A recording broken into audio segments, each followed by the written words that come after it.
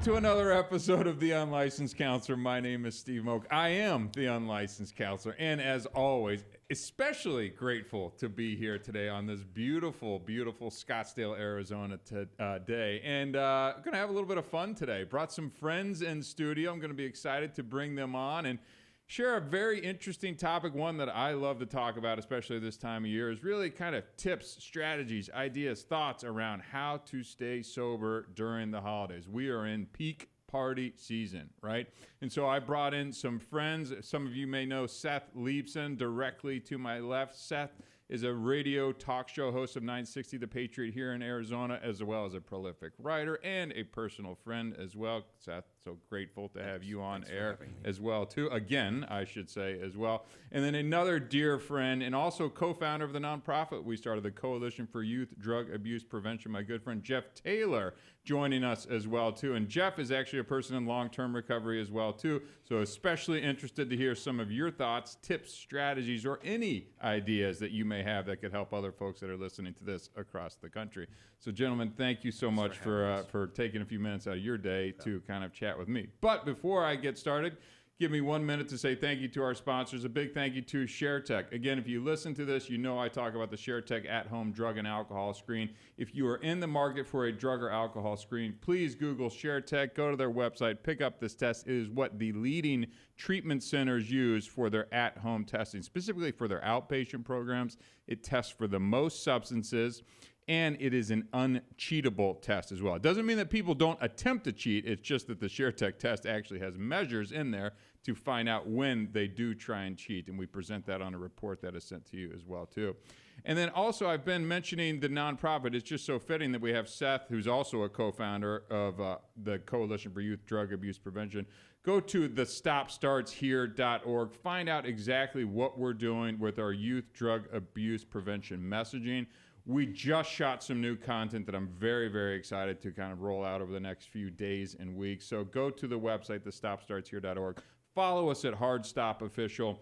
You know, I've always said, and maybe you guys have heard me say this is, I think, some of the most important work that I've ever been a part of, and I'm very excited to fill kind of this youth drug prevention space that really meets social media, so finds kids where they're at.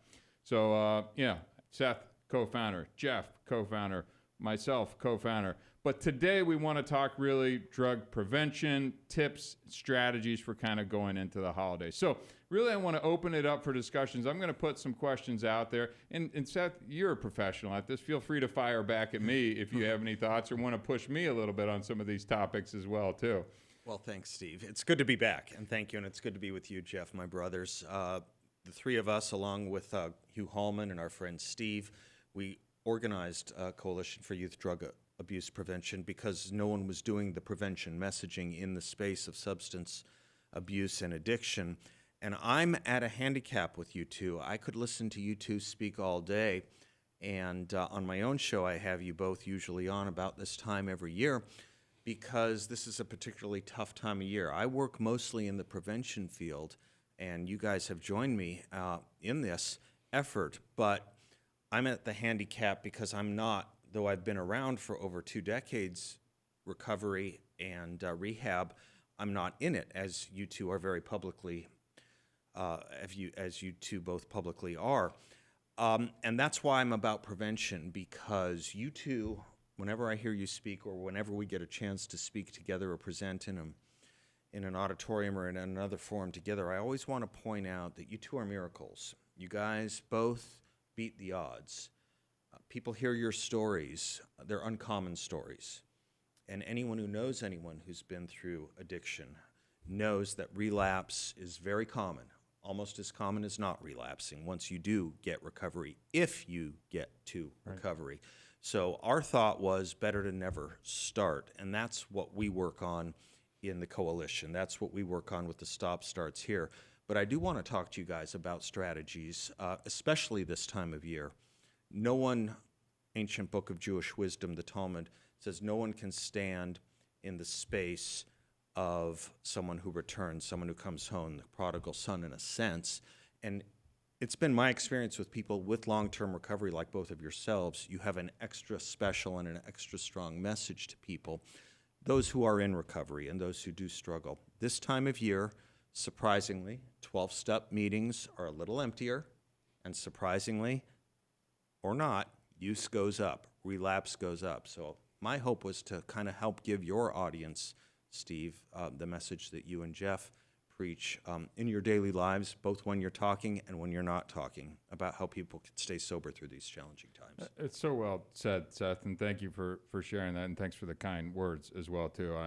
I don't often step back and not pat myself on the back or things like that, but somebody asked me how I had breakfast with a friend yesterday and asked me how long I've been sober, and it was like, it's like 9.5 years. And sometimes I even say those words out loud, and it's just like, holy cow. I remember, not that far from here, walking into a detox facility and then into a treatment center, and what my life looked like then and what it looks like now. It really is. It is. Miracle is a strong word, and I certainly hate to apply it to myself, but when you think of it that way, it really is. Speaking of a miracle, Jeff, in kind of your story and your background, and maybe if you want to share just a touch of kind of how you landed in recovery. I've heard you speak so many times and seen the emotion that comes out of you when you share it. I don't want to try and do it justice, so maybe kind of how you found recovery, and maybe we start the conversation there, Jeff, and then take it to where you want to go. I was just thinking that everybody's different. I was thinking about, what tools can you have, in your toolbox for going into the holiday season, and it brought up a couple of memories, and one was what it used to be like, and what it used to be like was I didn't come from a family of big drinkers when it came to Christmas. The first exposure I had to someone drinking at Christmas was I was sitting at a Phoenix bus stop. I was in maybe grade school, maybe middle school, and a gentleman came up who was talking about how he was looking forward to Christmas because that's when he really, drinks a lot during Christmas. And I thought, God, that's not my world. New Year's is a different story, but, these are two, you have families that celebrate and they do, a lot of alcohol, a lot of partying over Christmas. It was not part of my family, but I think they saved up for New Year's. So the short story is, as far as my path to recovery, as I grew up here in Phoenix, and last of 6 children, great family, very supportive family, very philanthropic family. They taught me a lot about community, being a good citizen, citizenship, government, how important it is to learn American history, which Seth is a scholar at. That's why I love your show so much, is I always get a lesson in American history when I listen to the show. And if you don't have a past, you don't have a presence in today. You don't have an appreciation for, what this country is and how it got to be. And so these were things that were instilled in me growing up. So I can't blame anything, on my addiction. I did not use drugs or alcohol in high school. I'm what you call a late bloomer. I did not smoke weed. Had some brothers and sisters that did. But I was into sports and into school. I ended up going to an NCAA school. Now I can say their name because they're playing rather well, which is the University of Arizona Wildcats. Have a fantastic season. Just lost half the audience. Right. Yeah, I did. We can almost see them right there. Right. I can see ASU from here. Right. So it was an experience that I had looked forward to and worked hard to achieve, and then was injured and was given narcotic pain medication. You were a football player, right? I mean, Correct. I don't know if I heard you say it. Did I miss that? No, but yeah, you were that's right. Division I college football player. I mean, that's a big deal. And it was a big deal, and I'm playing with men now. I mean, high school, and the difference between high school and college sports it's a vast difference. So was injured, had never experienced an injury before, and it was a career-ending injury in those days. It was a knee, ACL, which they just started to repair at that time. They usually just left it. But no contact sports, after an ACL back in those days, and was given narcotic pain medication. And I'm feeling anxious, some anxiety, falling behind in school. I'm on crutches. It's a huge campus. All of these things are weighing on me, and then I take a pill, and then all of a sudden, things are better. What I call a false sense of well-being, because nothing in my life changed except that narcotic hit my bloodstream. And then tragically, my mother ended up committing suicide during this 2-week period. And, high functioning, super educated, lovely person, no note. It's just one of those suicides. Oftentimes suicide is not explainable, and this is just one of those suicides. So now I'm grieving, and then I take a pill. I have anxiety, I take a pill. I'm training my brain to feel better. So I'm grieving, take a pill. All of a sudden, that grief and loss is lessened. So I'm kind of training my brain that whatever's in this thing or whatever's in a substance works for me. Didn't get addicted, but it parked in my brain. Right. Got out of school and then was thrown into the shark pit of, being a Wall Street securities trader. I say Wall Street, it's a Wall Street firm. My trading office was right up the road here in Scottsdale. And that was a very enabling business at that time. I don't know if either of you have seen The Wolf of Wall Street or even Wall Street. I mean, Wall Street was really an accurate depiction of what goes on Wall Street and the greed that runs Wall Street. And because of that greed, it becomes very enabling. If you are making money for yourself, your clients, the firm, then people just kind of look the other way. So survive that, hidden. Didn't really survive it, but I was able to keep it hidden. That's my survival mode. So was it escalating the use, you think? Absolutely. And you're just hiding it really well at the time? Absolutely. And my biggest fear to that point, Steve, was being found out. Got it.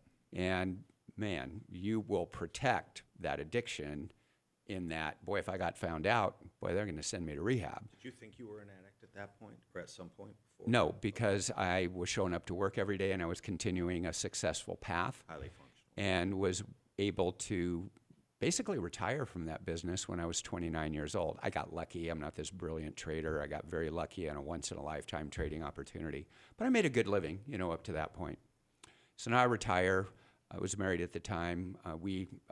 Myself and her family built a house overlooking the Pacific down in Mexico. And during this time of, kind of a meteoric rise in my career, looking good on the outside, but dying on the inside. Mm-hmm. So I leave the business and have a lot of time on my hands. And my big retirement lasted 4 years. So this is the power of addiction for me, is looking great, have all of these things that, car, house, relationships were still intact. And within 4 years, I have lost everything and living on the streets of Phoenix. Now, that doesn't make me a bad person, which was stigmatized back in those days that you were a bad person. Right. That is a moral issue, and you're a bad person. I was not a bad person. I had a bad drug problem, and I needed behavioral health treatment, but it was being treated in our criminal justice system. So I was being arrested for being homeless. My crimes escalated to the point of sitting in front of a judge, and the judge, and this is a very long story, really shortened, but the judge had really the ability to send me to prison or send me to rehab, and miracle sent me to rehab, which didn't even occur back in those days. It wasn't even part of the plea agreement that he had in front of him.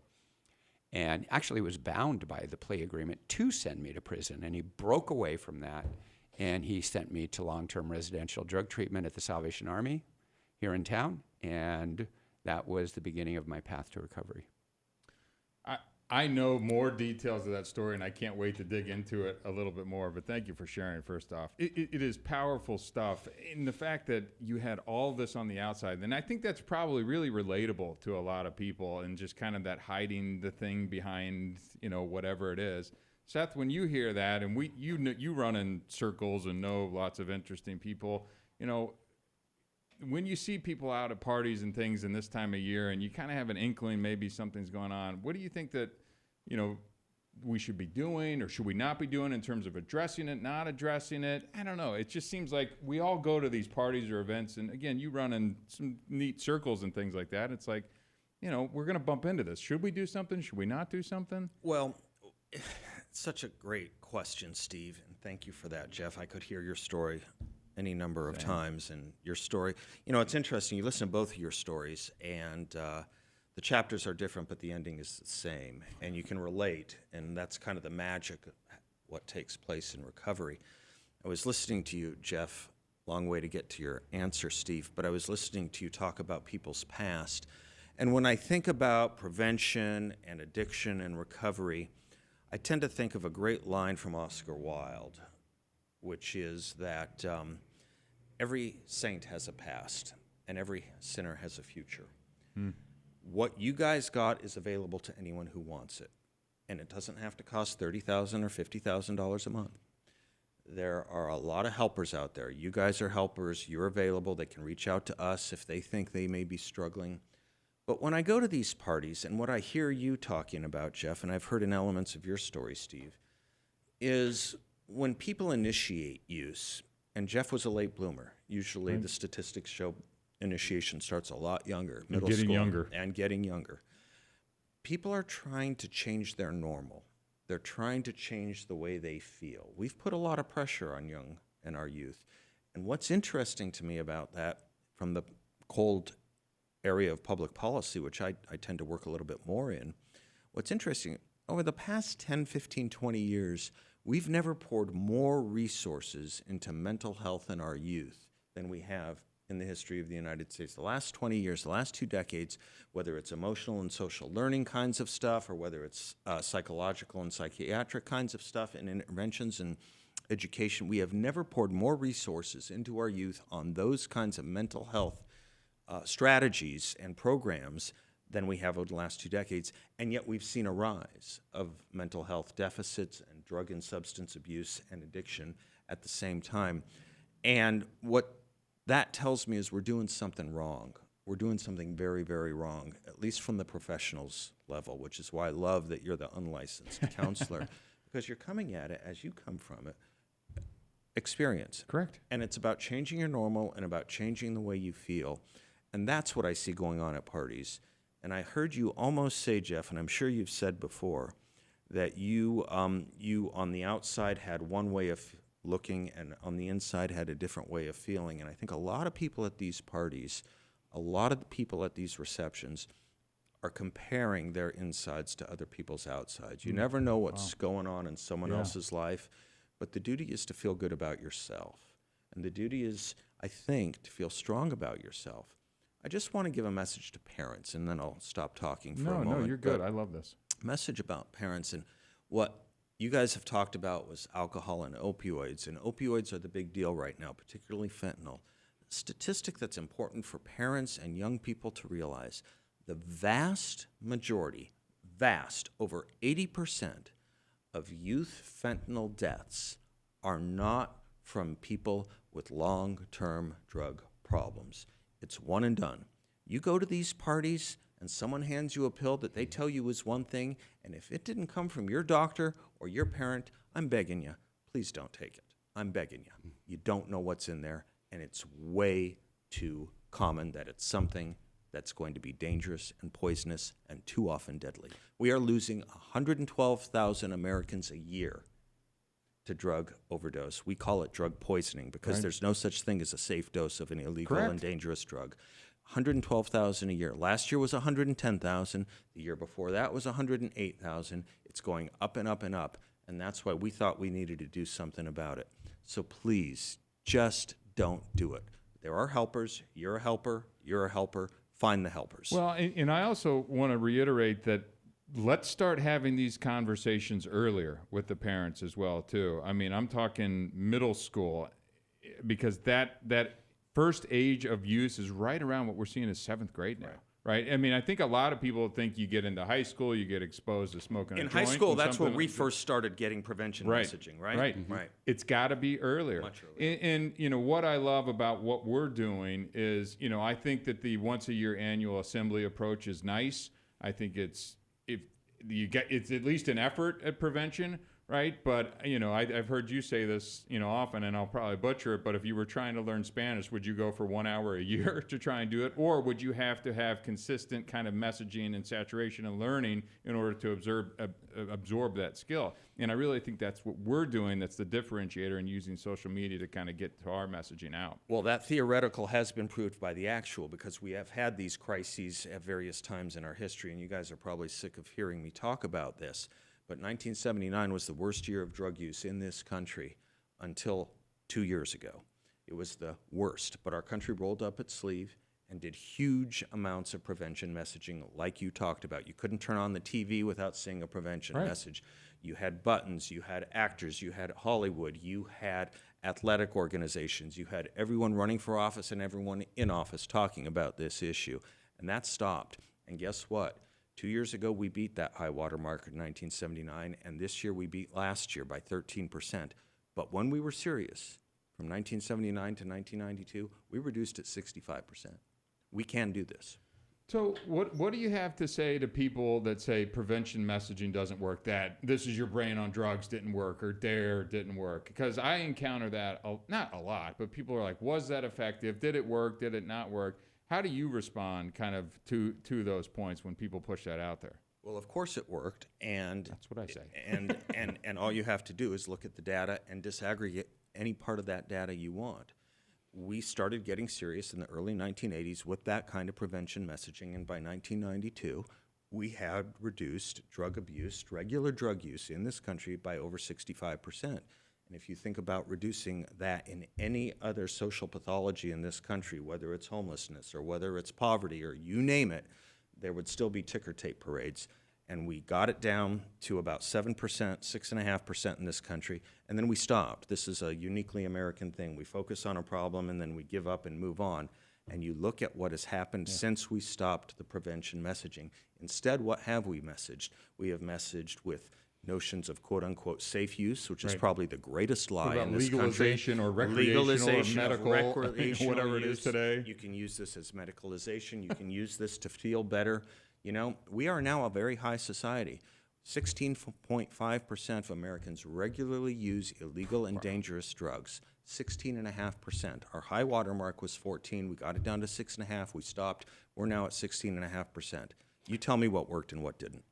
And that's kind of a false statistic, because when you say illegal drugs, what about altering reality in a big way with 60% THC content marijuana, which is legal in many states, and yet people are still altering reality in a big way. So that 16% is really low. Well, and don't get me started on, the ketamine, the mushrooms, the microdosing, and everything that's trending out there now. I mean, because I just think that's the next tsunami that we're going to get hit with as well. Well, it's coming. We tend to focus on a flavor of the half decade, and when we look at the trajectory of prevention, we started with cocaine, and then we did heroin, and then we did crack, because crack cocaine was an issue. It's kind of been a whack-a-mole thing. And everyone's been talking about fentanyl for the last few years, and they're right to do so because it is the #1 killer. But guess what? In about 5 years, the word trank is going to be on everyone's mind. You saw 2 people on trank in your neighborhood. I didn't realize. Lost 4,000 people to trank. Really? 4,000 people to trank last year. We just learned about it on my radio show a year ago. It was only in regional places in the Northeast. It's Philadelphia now is Philadelphia where, and Delaware. That's You're exactly right.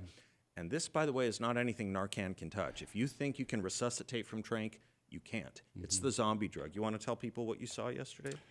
So in my neighborhood, This was yesterday? yesterday, Wow. and I called Seth, and I drove right past 2 individuals that were, and it does hit the homeless population rather, because they're medicating their homeless situation, and it's cheap, and the best way I can explain it is that you are basically passed out standing, if that makes any sense. You're not losing your balance or anything. You're not, weaving back and forth. You are frozen and bent at the waist with your arms just raised slightly. It's kind of like the trank pose. And I saw 2 individuals on my neighbor's yard, in their front yard, just standing there like a statue, yet conscious to some extent. How are we allowing this? It blows my mind that we're just, that this is, and we should be helping these folks. This isn't being critical. I want to help them by, getting them, if it's mandatory or against their will, into a center where they can get better. I don't see the harm in that. What really hit me on what Seth just said, and that is how we feel on the inside is really dictated by looking at other people's outside. And social media is like throwing gasoline on fire, in that we have influencers, we have people in Hollywood, we have people that are just famous for being famous, and they're wearing designer clothes, and they're getting out of limousines, and they're wearing the big dark sunglasses at night, and they'll even hire photographers, some of the influencers, to take pictures of them, as they go into some restaurant. And here is a young person sitting at home saying, I've never been in a limousine, I've never, had designer clothes, and I've never been in a restaurant like that. And so that image has tremendous effect on how they feel on the inside. So I wanted to talk about a little bit of some tools that I used during the holidays. You hit the nail on the head. And what, in the unlicensed counselor world, right? One of my things is I try and get bite-sized take-home information. I mean, straightforward, direct, tangible things somebody could put in place today. So I'm glad that you're going there. So what do you have? I mean, we hear all this and parents are going, and maybe they're thinking about it for themselves, and not just kids, by the way, just during this time.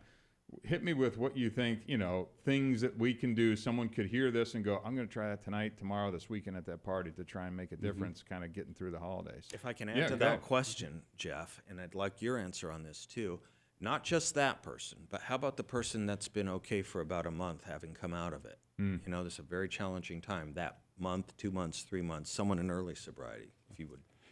And those are the points that I will make as I go back to early sobriety, because that was the most difficult. I'd never gone through a holiday season without using mind-altering substances. Never had, at least in my adult life. And so what tools worked for me, and I like to keep this really simple, and one is, if I think in my brain today, how am I going to get through New Year's without drinking, then that becomes overwhelming to me. But if I can think, how do I get my head to the pillow tonight without using drugs or alcohol, then that's manageable.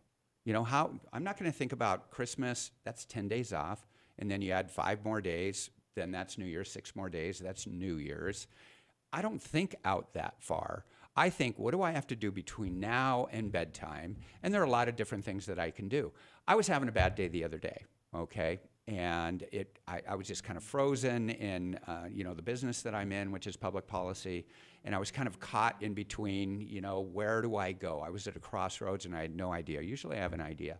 So I do a couple of things. One is I pray about it, because when I'm stuck, I don't know what to do. Then my God directs me. Love it. Not when I want him to. Usually it's down the road. I want right now.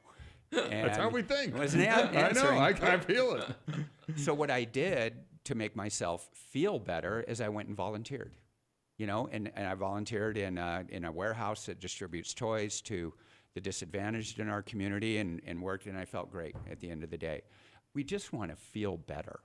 So how do we feel better without mind-altering substances? So there's one simple thing, is just think about, what can I do today to make myself feel better?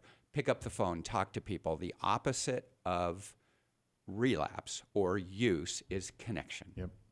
And when you're sitting at home alone, then you become a victim of your own mind, and usually it'll spiral out of control very quickly. So what you need to do is break that, pick up the phone. And it's difficult to do. We call it the 2-ton phone. But once you do it once and it works, then it's much easier the second time. Isolation and loneliness are deadly. Isolation and loneliness 100%. are deadly. I would say not even for addiction, by the way, too. I just think, and I do think we have Correct. a loneliness and isolation problem. I think one of the things you and I actually, and I was going to see if you were going to say it next, is exercise, Jeff. I mean, before the mics even heated up, I think you just said you did a 33-mile mountain bike, this morning. I don't recommend that, by the way. I was in my hot yoga. My audience is annoyed with how much I talk about hot yoga, and it's just that. It's getting out and challenging yourself, and whether it's the sweat or getting out, whatever it is that takes your mind off of things, let alone the chemical things that happen when you sweat and exercise like that. I mean, I think for me, it's one of the biggest things. But also, I like to make sure that I have a support network.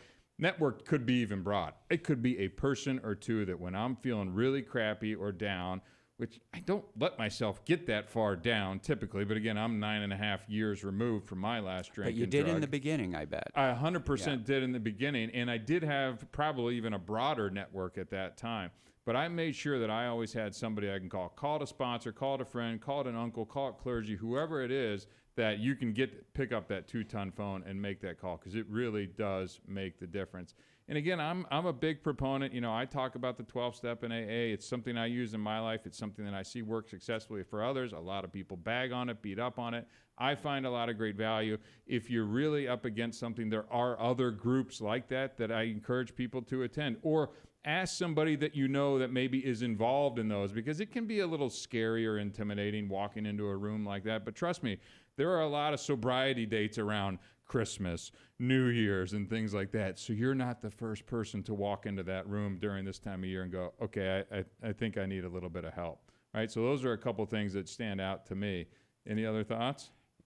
So beyond the bus bench, when I was talking about earlier, is then I had this long history of not feeling very good on New Year's morning. A lot of people don't. You know, people without drug problems, they just don't. And I remember this very first New Year's as I got on my old junky bike and I rode about 6 miles, which is all I could do at the time. And I went to a, believe it or not, a 6 a.m. New Year's Day 12-step meeting. And that was one of the best times I ever had. I felt great on New Year's morning. I felt accomplished, and I was surrounded by people that felt great and accomplished. And I'll never forget that day. That was my first New Year's morning where I actually felt good. Awesome. Love that. I want to test something by you because I think this might be a good message for people in the audience too, if it's true. A lot of people in early sobriety, particularly with alcohol and party time, party season, and they're always worried about, or they have told me, and I have heard, that they're worried that if they're not drinking an alcoholic beverage, they're going to stand out. And what they have learned when they go to these parties and just have a soda water or a Coke or Coca-Cola or something like that is they realize, you know what? People aren't really paying that much attention to what you're drinking. They care about what they're drinking. The stigma thing is long gone. Don't let stigma be the enemy of your sobriety. I'll take it a step further. It's actually one of the notes that I made for this today. I think one of the cooler things that has happened culturally in the last, 2 years or so is that sober's kind of becoming cool. I mean, I'm not going to say it's the coolest, right? You know, we get it, but there is a trend that is, people, it's kind of that sober curious thing that's happened. Sobriety chic, we call it. There you go. Yeah. Call it whatever you want, but I think it's kind of cool that it's at least being kind of kicked around that you don't have to. I'm not saying that people used to have to explain themselves or why you were drinking, but I see even less and less in that at the social events. Yeah, I've got my club soda in my hand with the lime, and you wouldn't even know. Make sure that there's no alcohol when you're ordering those drinks, because again, as I've always said, and Jeff and Seth have heard me say, I had one relapse that lasted a decade, and that was just because of an accidental, pouring of vodka into a Red Bull. And that's a story and a show for another time. But sober is kind of cool, and you're right, Seth. People don't notice, don't care, and especially give them an hour and a half at a party, they really they don't. care much less, right? Yeah. I mean, do you have any thoughts on that, Jeff? Nobody cares. Nobody cares. Nobody cares. Right. I've been doing it for a long time, and nobody cares. Now, alcohol wasn't my thing, and so my mind tells me, that I'm not going to be sitting there with a pocket full of narcotics, at a party, or waiting for someone who's going to bring me my pop. Right. That was But all that is encompassing. too true, by the way. That is too true of our younger parties these days. People do show up with pockets full of narcotics. They do. I mean, how do you afford it? Well, they afford it because the narcotics have become more powerful and cheaper. Did we learn nothing from OxyContin? Yeah. Where the opiate went from 5 milligrams to 7.5 to 10, all the way up to 80 with OxyContin. Jeez. And that is the addictive quality. Same thing in marijuana and the THC content. That's the addictive quality. When I was in college, it was 5 to 10% THC content. And when I was in college, people were getting plenty high off of that. And now that it's been monetized corporately, that is the addictive quality. Yeah. And they saw what happened. And they're using, rather than being cautious of what happened with OxyContin, they're using it as a business model. Yeah. How sad is that? It is. Last couple minutes, Seth. Well, have some I thoughts you throw wanna out a close lot of this out? statistics and a lot of policy stuff, and sometimes I get lost in that because that's been my training and my focus on this. But I do want people to understand how serious endemic we really do have right now, with 112,000 deaths, mostly young adults. Let me put it this way. That's in 1 year. Yeah, That's a year. in 1 year. A year. Right. I want people to think about what it means to have 2 commercial airlines crashing into each other over our skies every day. That's what we're losing. A day. You and I grew up learning a lot about AIDS. AIDS was a huge crisis in this country, tremendous. You couldn't go anywhere without hearing about AIDS. You couldn't go to school. You couldn't go a month without seeing a march or a public service announcement or buttons or ribbons or a quilt. AIDS had this nation's attention Our worst year of AIDS was 1995, where we lost 50,000 Americans. 50,000 Americans. Now, I want people to understand what that means in today's context. When we're losing 112,000 Americans on drugs, our country grew 25% since 1995. We're losing more than 100% of that AIDS number by drugs every year.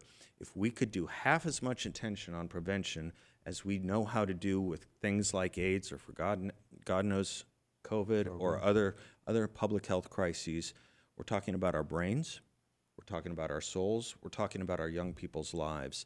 The last thing I'll say is simply this. I do throw out a lot of statistics. Those statistics, those tens and tens and tens of thousands of deaths, are driven by the obituaries we read in the newspapers every single day.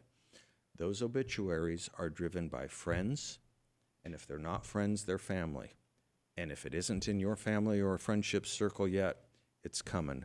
So just don't start. Thanks for saying that. One last point. Please. To the young people when you're at a party, or even college age young people, to me, Right. and to you. I know. Or me, a lot more me, is when you're handed a pill that you don't know what it is. Remember, they're counterfeit pills. Right. They look like the pharmaceutical. They all do. They look like the pharmaceutical. They may say it's a Xanax, which is very hard to OD on, but it's got fentanyl in it.